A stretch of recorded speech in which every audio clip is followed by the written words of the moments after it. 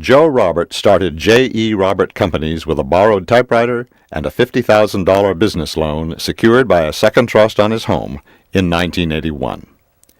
He concentrated on the acquisition of contracts for the management, marketing, and resolution of troubled real estate assets for major clients. As chairman and CEO, Joe has propelled his company to become one of the premier real estate firms in the United States, managing more than $12 billion in mortgages and real estate assets for clients such as Goldman Sachs, Lehman Brothers, and First Boston, and for government clients such as the FDIC.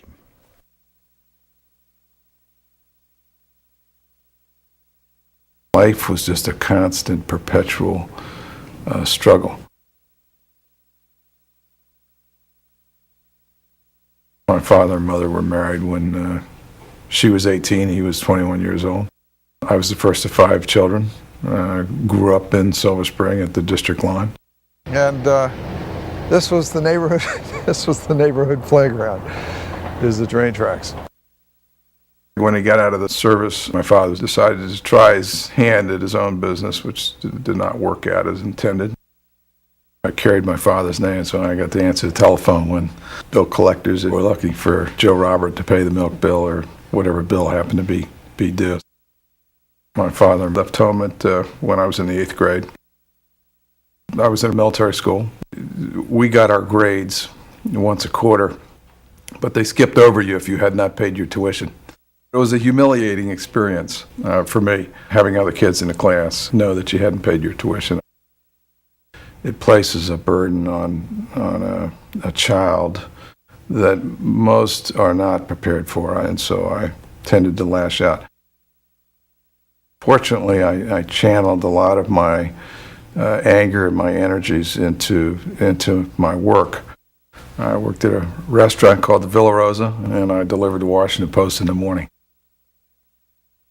I went to Mount St. Mary's College for the better part of a year.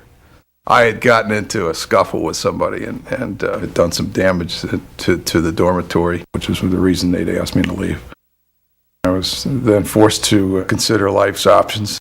I slept in the basement of a friend's house on an old rotted mattress in a crummy part of town.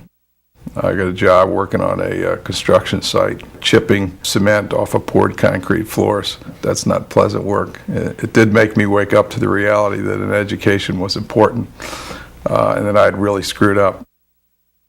I decided to go back to school. What I realized was that no school would take me. So I went down to American University, and they had a real estate curriculum. I basically went to the bookstore and got all the textbooks, and so during the course of the week I had time to actually study the books. And I wanted to start a company. I'd left a blazing trail of failure, chasing an idea whose time had not come yet.